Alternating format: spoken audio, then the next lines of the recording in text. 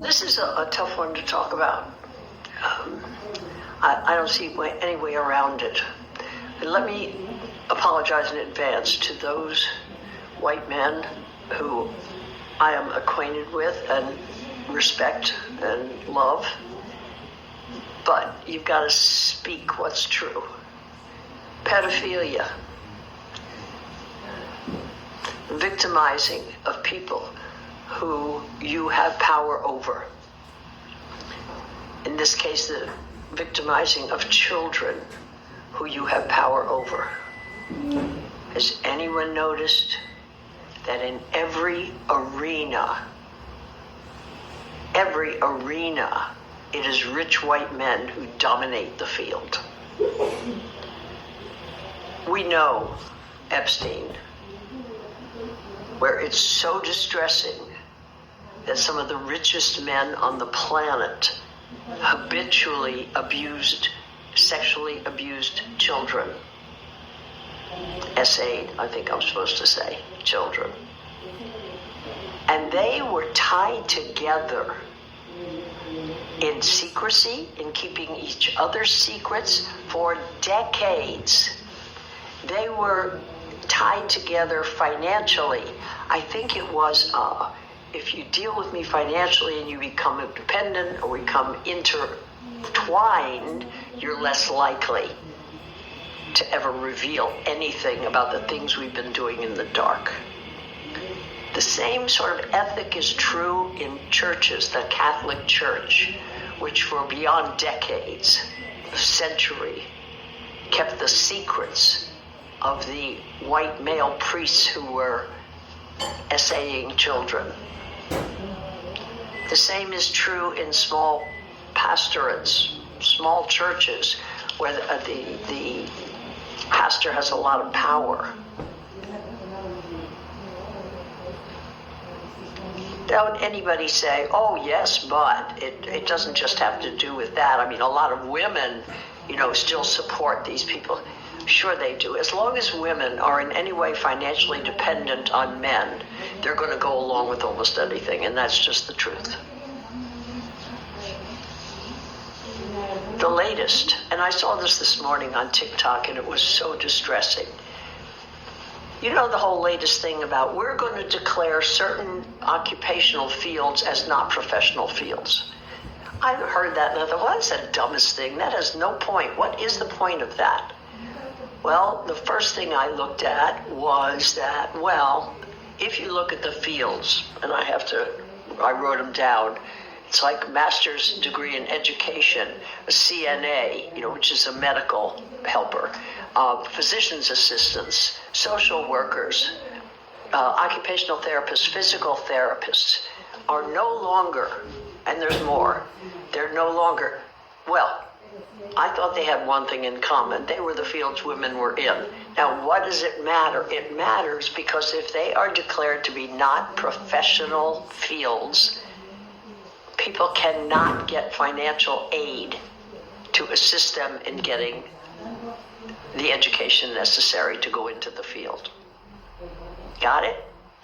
No financial assistance able for a master's degree in education, or physical therapy, or physician's assistant.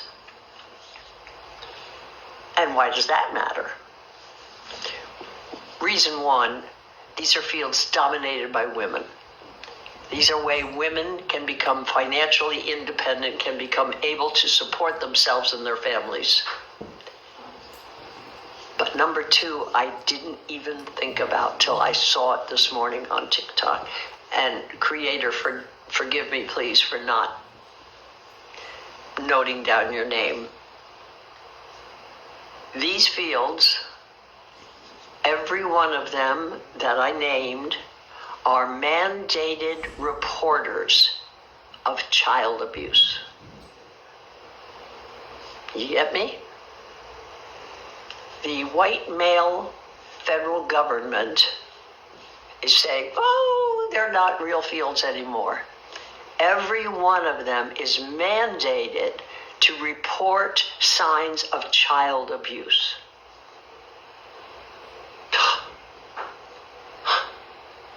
What to say? what to say.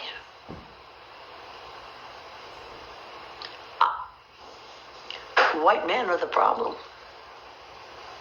White men, and white men particularly who desire power, money, are the problem.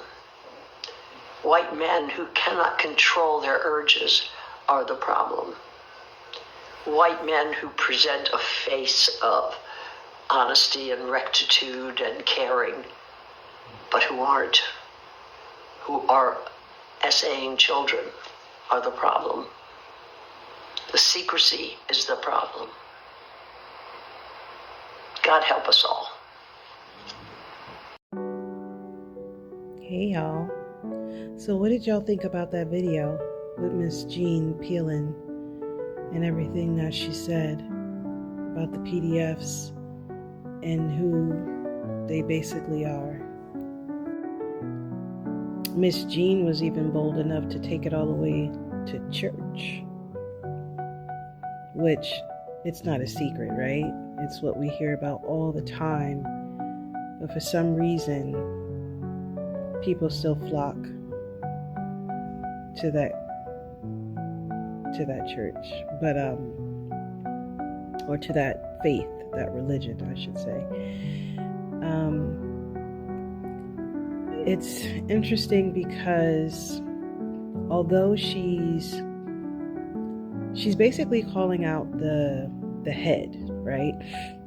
Because there's the whole FiSH, right? It's a lot of people that play many parts, right?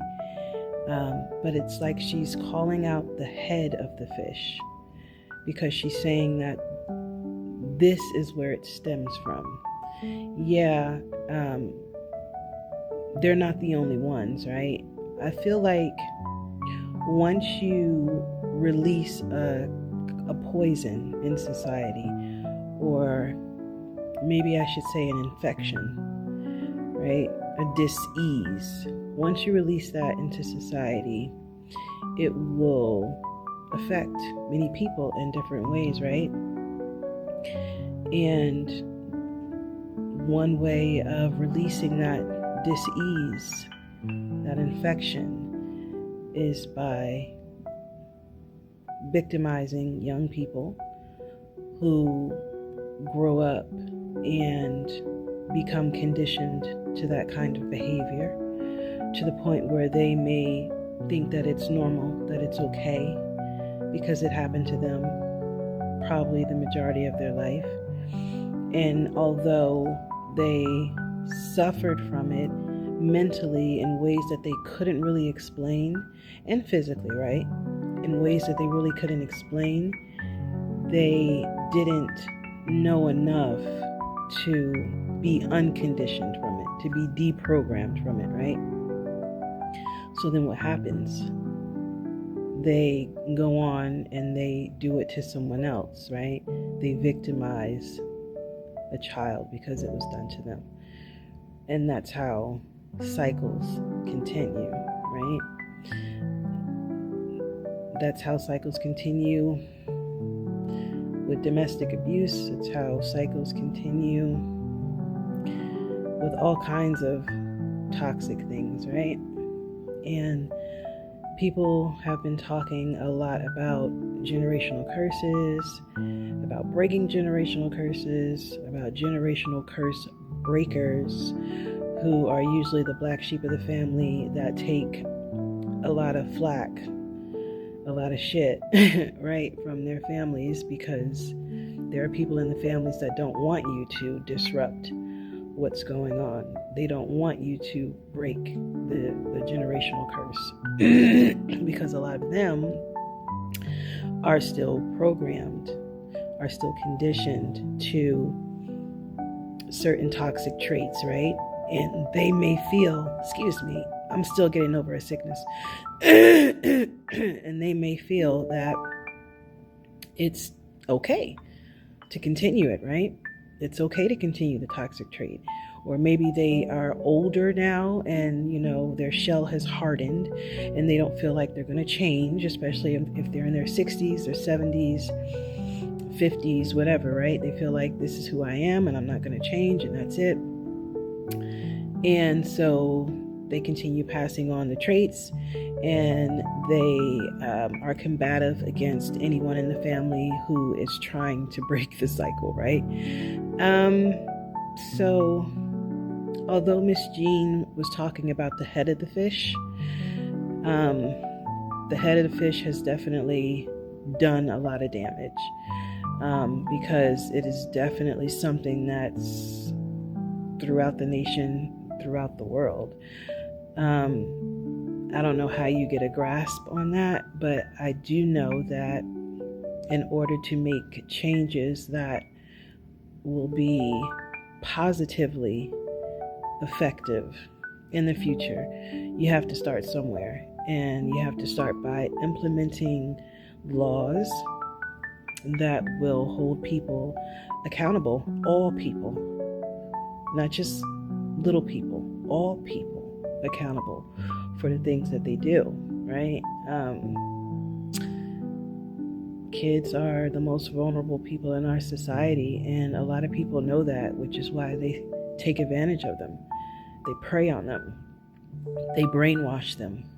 They use and abuse them. They do all kinds of things to them, right?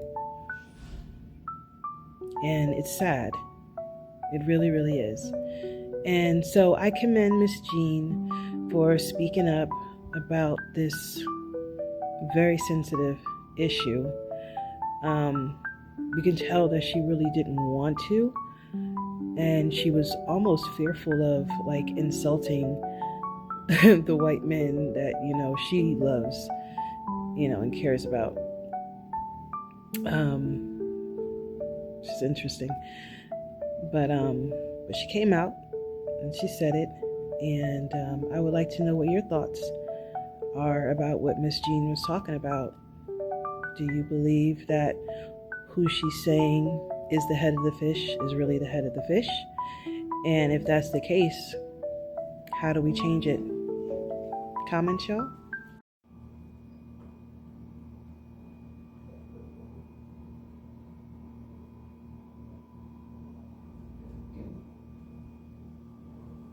I slept with my church pastor in the 8th grade, and this is part 2. I really wasn't even going to do this, but since your kids online, they doing the most. They over there on Instagram, calling me on Instagram. Who the fuck call people on Instagram? Bitch, I ain't talked to y'all hoes in over 15 years. Bitch, this is my truth.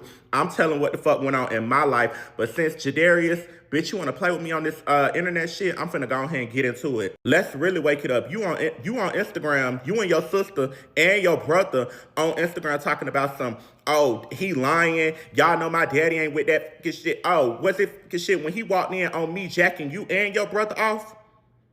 Let's really gag. I was in the 8th grade. Y'all bitches in the, 11th, 12th grade at the time. And every time that I would stay the night over there because your mama was practically bullying me because I was the only one on the church step team. I was the only boy on the all-girl step team at the church. My bad, y'all. I got a little mad. But continue. And she was persuading my mama to let me stay the night with y'all. But even though I was 8th grade, I was just, I was in my grown set of mind. I wasn't going back telling my mama ain't know none of that shit was going on. So for you to even be over there talking about, oh, your daddy not into that faggot shit. Bitch, he was only into the faggot shit because he seen what I was doing to y'all hoes. Every night that I would stay the night, every time I would stay the night over there, what was I doing to y'all? Jacking y'all off at the same time. You and your older brother. Bitch, don't play with me on this internet, hoe. And as far as Denise and Bria, bitch, y'all sitting up here talking about some y'all knew nothing was going on. Yes, the fuck y'all did know everything that was going on. Bitches, you stupid. First Lady Denise, whatever you want to call yourself. Ho, when you walked in on us, you knew for a fact that wasn't the only time that shit was going on. Every time that your husband would take me home from the step practices because my mama trusted him, it was always a longer route. And what was I doing every time? We was either fucking or sucking. And what's so funny, bitch, I was sparing y'all hoes because I wasn't even looking at it like that. Oh, bitches was taking advantage of. No, I knew what I was doing. Well, I felt like I knew what I was doing. But now that I think about it, bitch, y'all hoes would wake me up out of my sleep. You, Jadarius, you and motherfucking, will wake me up out my sleep for me to come check y'all off. Don't play with me, bitch, talking about somebody trying to put ain't nobody trying to put your daddy in jail. Ain't nobody think about your daddy, bitch. I'm thinking about me and my story, bitch. Fuck your daddy, hoe.